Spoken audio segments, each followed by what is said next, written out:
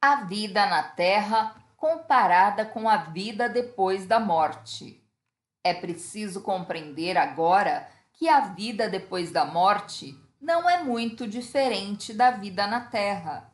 Os planos astral, mental e os superiores têm toda uma vida florescente, com cidades, praias, montanhas, casas, ruas, concertos, livrarias, auditórios, clubes, igrejas e templos, exatamente como temos na Terra. Quando morrem, muitas extensões de alma nem sequer percebem que morreram. Elas estão em um corpo astral praticamente idêntico ao corpo físico que ocupavam. Uma diferença específica da vida após a morte é que o corpo astral se desloca com a mente. Se a extensão quer ir à praia, ela apenas pensa a praia e imediatamente está lá. Não há necessidade de tomar um carro, um trem ou um avião para viajar. Frequentemente, quando extensões de alma não percebem que morreram, elas pensam nos familiares que acabaram de deixar e imediatamente passam a acompanhar um determinado membro da família, mas elas não percebem que estão em outra dimensão e que seus familiares não podem ouvi-las nem vê-las.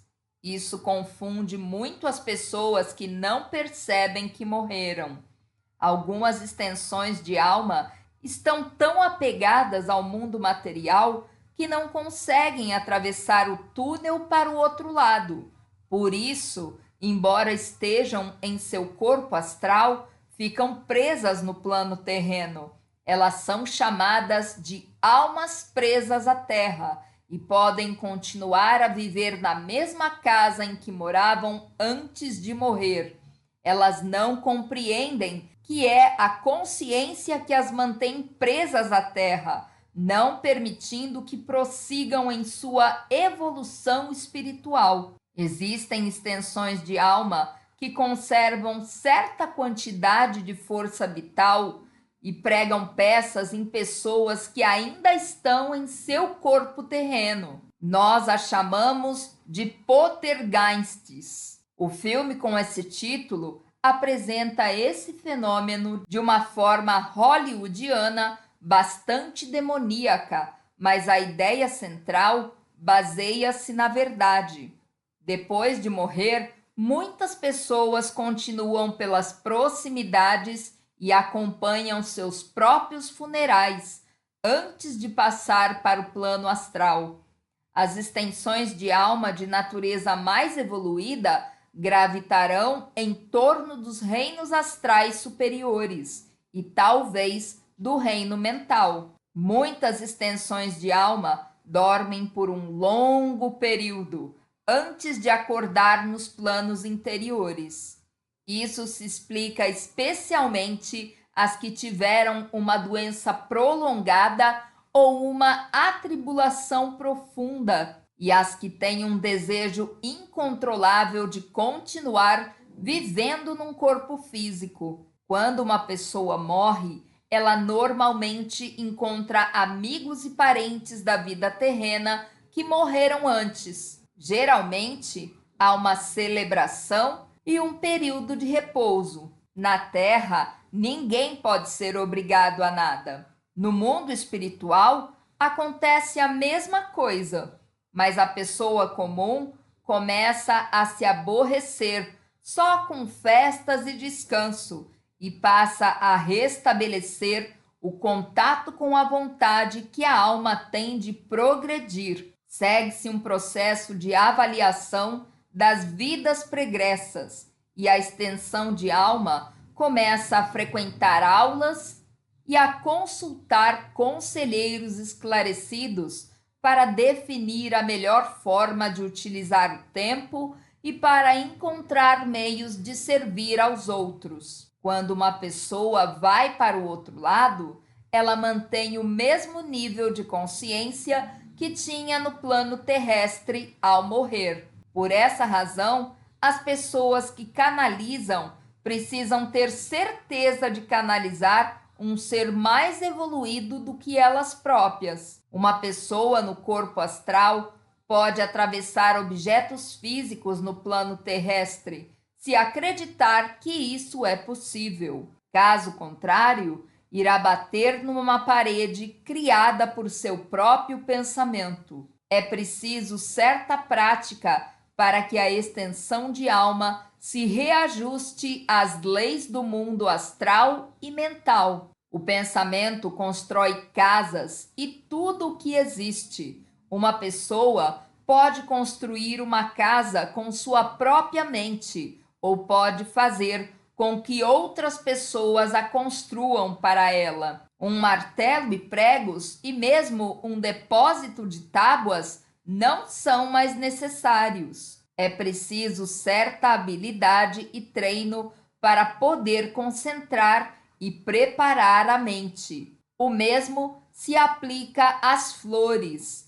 Com o treinamento adequado da mente, a pessoa pode criar um jardim inteiro. A natureza, no outro lado, é muito mais bela e encantadora do que neste.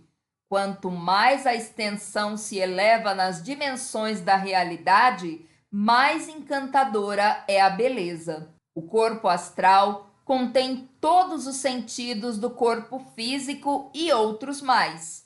Por isso, quando sonhamos, podemos ver, ouvir, saborear, tocar e cheirar, apesar de nosso corpo físico estar dormindo. Os suicidas.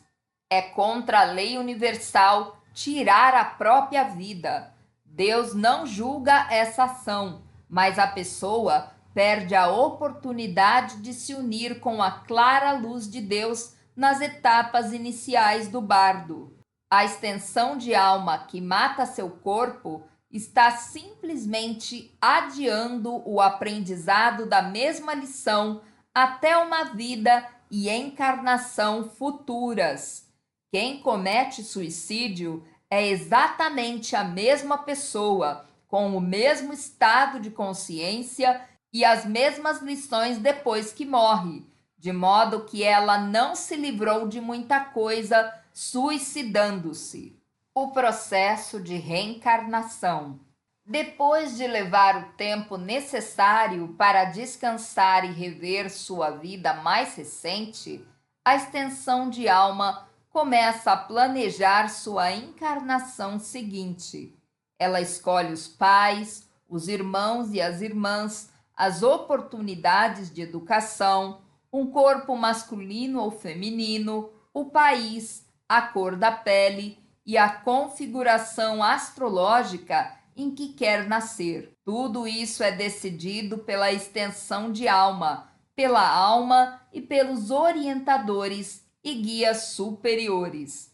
É comum muitas extensões de alma desejarem uma mãe em particular. Quando esse conflito ocorre, uma espécie de computador celeste indica imediatamente a extensão de alma que é mais adequada e capacitada a alcançar as metas que lhe foram designadas. O verdadeiro trauma não é a morte, mas o nascimento. Um espírito livre retorna aos limites de um corpo físico ainda pouco desenvolvido.